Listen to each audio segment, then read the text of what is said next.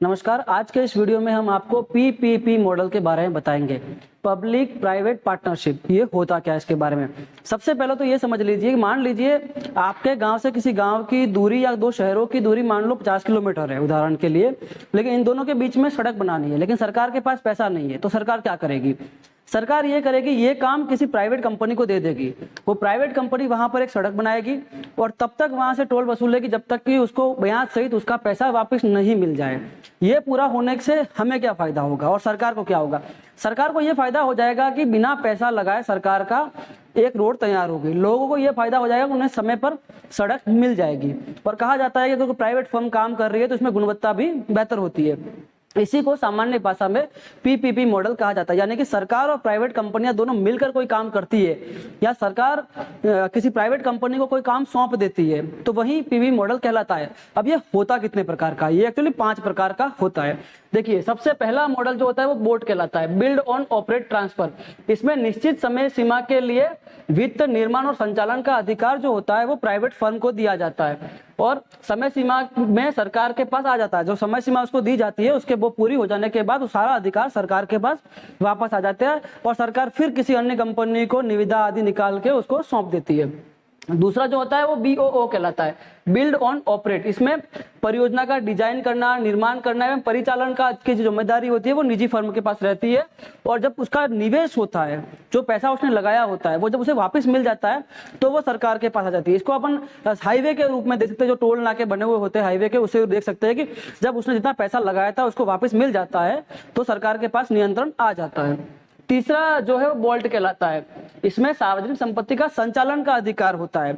सरकार क्या करती है, पैसे देके किसी संपत्ति को चलाने के लिए उसे दे देती है कि आप इसको इतने टाइम तक चला सकते हो, उसके बदले में सरकार को भी पैसा मिलता है और वो कंपनी जो होती है वो दूसरे लोगों से पैसा लेती है। मान लीजिए किसी अस्पताल या किसी रेलवे स्टेशन पे मान लो कि पार्किंग का ठेका दे रखा किसी को, तो उस सरकारी संस्था है उसने पार्किंग का ठेका किसी को दे दिया, लेकिन सरकार उसके बदले में 1 साल के लिए अगर ठेका दिया, साल का पैसा एक साथ ले लेगी और जो जिसने ठेका लिया उस कंपनी ने वो उसका संचालन करेगी और उसके पास पैसा होगा वो पहुंचेगा धीरे धीरे उस कंपनी के पास वापिस।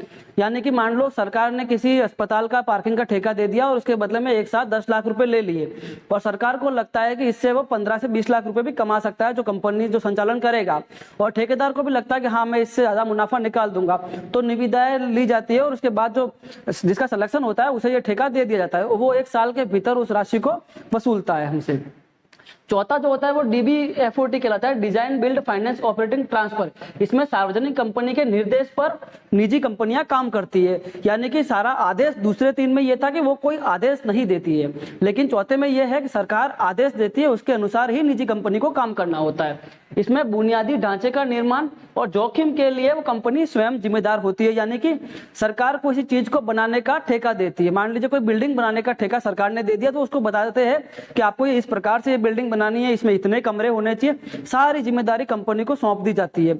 लेकिन इस दौरान अगर कोई जोखिम हो जाता है, कंपनी जिस ठेकेदार ने ठेका लिया है वो फायदे में रहता है या नुकसान में रहता है, बाजार के भाव के हिसाब से मान लो निर्माण का काम है, उसमें सीमेंट इत्यादि के भावों में उतार चढ़ाव आ गया और अगर ठेकेदार घाटे में भी चला गया तो वो जोखिम जो होगा उसकी जिम्मेदारी उसके स्वयं की रहेगी।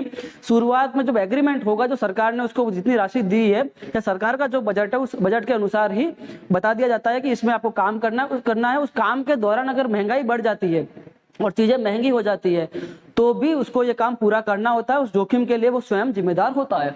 और अंतिम जो है वो एलडीओ होता है, लीज डेवलपमेंट ऑपरेट। इसमें संसाधनों का मालिकाना हक जो होता है वो निजी कंपनी के पास रहता है और लीज के दौरान सरकार को प्राइवेट प्रमोटर जो होते हैं उनसे पैसा मिलता है। यानी कि कोई वस्तु लीज पर दे दी जाती है, चीजें जो एयरपोर्ट होते हैं वो इसी तरह काम करते हैं, एयरपोर्ट इत्यादि लीज पर दे दिए जाते हैं और इस दौरान सरकार को पैसा मिलता है और संचालन का जो मालिकाना हक पूरा रहता है वो उस फर्म के साथ रहता है, वो उससे कमाते हैं। अब ये जरूरी क्यों है, इसके लिए सबसे पहले आपको बता दिया था शुरुआत में ही कि किसी प्रोजेक्ट को पूरा करना है और सरकार के पास पैसा नहीं है तो सरकार ये देखेगी कि निर्माण के काम भी हो जाए, समय पे विकास के कार्य भी हो जाए, लेकिन उसके लिए राजस्व कहाँ से लाए। उस राजस्व की पूर्ति करने के लिए सरकार ऐसे एग्रीमेंट करती है, ऐसे पीपीपी मॉड्यूल लागू करती है। उससे ये रहता है कि समय पे काम पूरा हो जाता है, काम में गुणवत्ता भी आती है और लोगों को सुविधा भी मिल जाती है। अब इसके नुकसान क्या है? अगर नुकसान को समझे तो ये किसी कंपनी कंपनी ने, मान लीजिए हम अक्सर ऐसी खबरें भी पढ़ते हैं कि सरकार ने इस बिल्डिंग का ठेका दिया था या स्कूल का ठेका दिया था निर्माण का, लेकिन इसमें तो सीमेंट अच्छी इस्तेमाल नहीं हुई, अब ये बिल्डिंग तो 4 साल में ही गिर गई। या कोई सड़क का ठेका दिया था, ये तो सड़क साल भर में ही टूट गई। यही सबसे बड़ा इस पीवी मॉडल का नुकसान होता है, यानी कि जिस फर्म या कंपनी को ये ठेका दिया जा रहा है, जिसके पास ये मॉडल के तहत काम जाने वाला है, वो कितनी ईमानदारी के साथ ये काम करती है, सबसे बड़ा रिस्क फैक्टर इसमें यही होता है। और ऐसा देखने में भी आ जाता है कि कई बार खासकर निर्माण के जो क्षेत्र है उनमें ये इतना कारगर नहीं होता है, लेकिन जो पार्किंग के ठेके दिए जाते हैं, उसके अलावा बहुत सी स्कूलें और अस्पताल भी ऐसे होते हैं जिसका काम पूरे ठेके पे दे दिया जाता है। मान लीजिए आपके शहर में भी कोई जिला अस्पताल होगा, उसका सफाई का काम ठेके में दे दिया जाता है। इस तरह के काम दिए जाते हैं ठेके में और वो कारगर भी होते हैं। लेकिन एक नुकसान ये भी होता है कि मान लो किसी विश्वविद्यालय ने ठेके पे ये दे दिया कि मान लो संचालन का दे दिया कि कंप्यूटराइज जितने भी काम होंगे, आईटी डिपार्टमेंट का जितना भी काम होगा, मान लो कोई संस्था करेगी, संस्था के पास ठेका चला गया। अब वो संस्था क्या करती है कि जिस सरकारी संस्था से उन्होंने ठेका लिया है उसके अनुसार मान लो 10 लोग नौकरी पे रखे, तो वो उनसे तो 20 से 25 हजार रुपए पर एम्प्लॉय के नाम से ठेके के दौरान राशि वसूलती है, लेकिन वो जो एम्प्लॉय होते हैं उन्हें इतना पैसा नहीं मिलता। ऐसा ही वो होता है सिक्योरिटी गार्ड की नौकरियों में, सरकारी संस्थाओं में सिक्योरिटी गार्ड को बहुत कम तनख्वाह मिल दी जाती है फर्म के द्वारा, लेकिन उन्हीं सिक्योरिटी गार्ड के नाम पर जो कंपनी एक बड़ा अमाउंट सरकारी संस्था से लेती है, तो इस प्रकार के कुछ नुकसान भी होते हैं। लेकिन आज के दौर में जब सरकार के पास पैसा नहीं है और लोगों की जनसंख्या बढ़ती जा रही है, जरूरतें बढ़ती जा रही है, उसके आधार पर आज के परिप्रेक्ष्य में ये जो पीपीपी मॉडल है उसको एक बेहतरीन मॉडल माना जा रहा है। और कई जगह से मांग भी उठती है कि बैंकों में भी इसे लागू कर दिया जाना चाहिए, क्योंकि बैंकिंग को लेकर भी बहुत सारा देश का एक बड़ा तबका है जो उनकी सेवाओं से हमेशा निराश रहता है। उनका मानना होता है कि बैंकिंग सेक्टर में जो निजी बैंक है वो हमें ज्यादा सुविधाएं देती है, और इसके विरोध में सरकारी बैंक के कर्मचारियों का कहना यह होता है कि चूंकि हमारे पास संसाधन कम है, लोग कम है और हमारे पास अकाउंट ज्यादा होते हैं, इसलिए परेशानी होती है। उसके अलावा भी खासकर शिक्षा के मामले में भी ये कहा जाता है कि शिक्षा व्यवस्था जो प्राइमरी स्कूल है देश के, उन्हें प्राइवेट सौंप देना चाहिए, क्योंकि जो लोग सरकारी स्कूल में पढ़े हैं और उनकी सरकारी नौकरियां नहीं लग पाई है, वो लोग प्राइवेट में पढ़ाते हैं और उन्हीं लोगों के पास दूसरे लोग जो है अपने बच्चे को पढ़ने के लिए भेजते हैं। यानी कि आप देखिए सरकारी स्कूल में बच्चा जो पढ़कर गया है वो बहुत कम मानदेय में प्राइवेट स्कूल में आपके बच्चे को पढ़ा रहा होता है। तो ये इसलिए कहा जाता है कि इसी को ही प्राइवेट को दे दिया जाए, ताकि जो सरकारी शिक्षक जो है वो एक बेहतर शिक्षा दे सके बच्चों को।